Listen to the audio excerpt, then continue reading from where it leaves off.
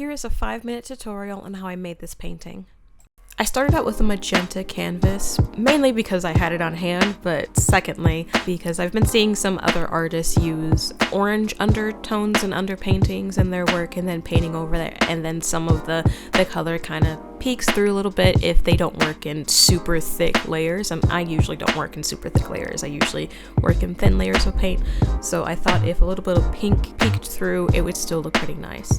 I covered the canvas in a gradient of phthalo blue to a lighter phthalo blue, and I even threw in some light pink on the very left-turn edge of the canvas, just so that there would be something else going on in the sky.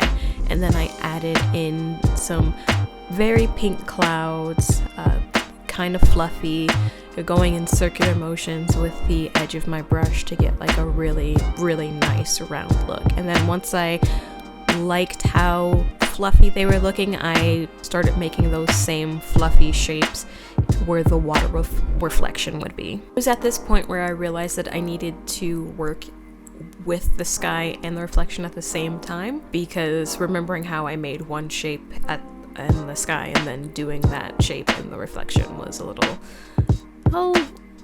annoying, trying to match them up exactly.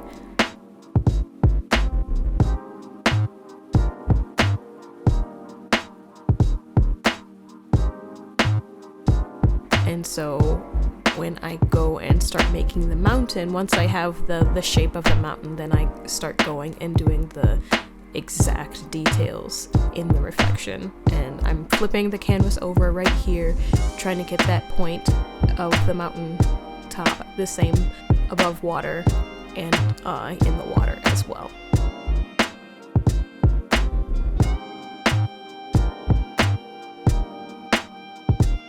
And right here I begin to make the lighter shades for the mountain, that mountain color that I had made previously. I'm just adding white to it. I'm not doing anything special, I'm just adding white to that to create the layers of snow.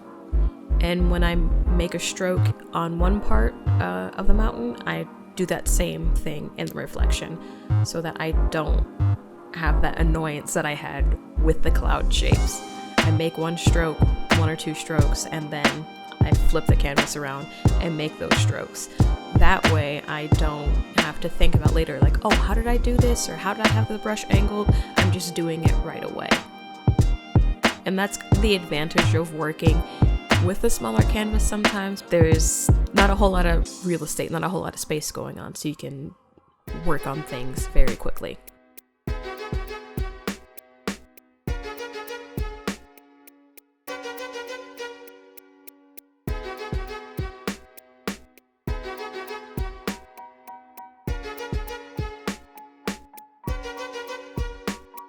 Here I'm adding in some trees near the base of the mountain. It's a mixture of phthalo blue and phthalo green.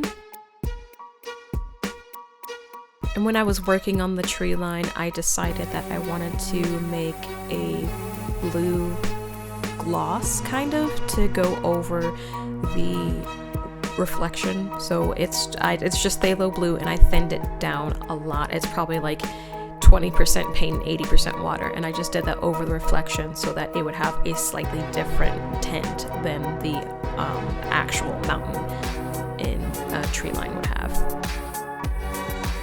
Once I thought that there were enough trees both above and below water, I decided that it was time to make some cherry blossoms. And so it's black with just the slightest hint of brown, and so I started making some tree branches that are stretching across most of our view so that it's kind of blocking the view.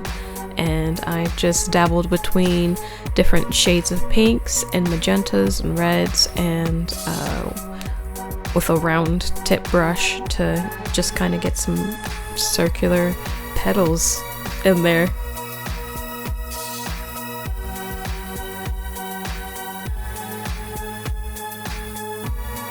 Kind of wish that I would have did some actual flower petals instead of just doing dabs, but I was short on time and that was the painting that I made.